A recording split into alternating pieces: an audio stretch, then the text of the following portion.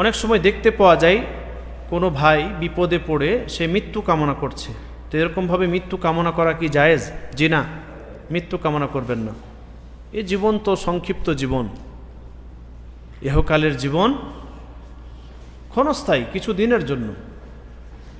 আর এই ইহকালে আপনি যে সব সুখ শান্তি সব পেয়ে যাবেন, জি না।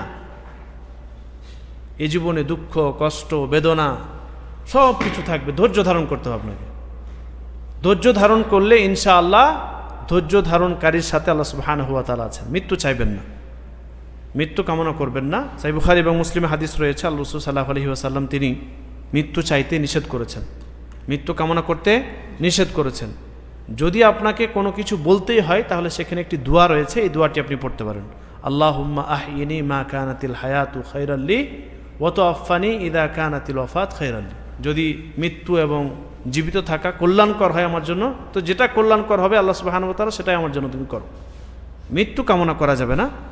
যতই কষ্ট হোক, যতই দুঃখ আসুক, দুঃখ কষ্ট বেদনা এগুলো এই জীবনের একটা অংশ। এরকম না যে আপনি কোনো একটা খারাপ পদক্ষেপ নেবেন, আত্মহত্যা করে ফেলবেন, মৃত্যু কামনা করবেন, এগুলো ভালো জিনিস না। এই জীবনে দুঃখ কষ্ট হলে ধৈর্য ধারণ করবেন, আল্লাহ তাআলার কাছে আপনি দোয়া করবেন, সেই বিপদ থেকে যেন পরিত্রাণ পান তার জন্য আপনি আল্লাহ তাআলার কাছে আপনি দোয়া করবেন খালেস অন্তরে, ইনশাআল্লাহ সেই বিপদ দূর হয়ে যাবে।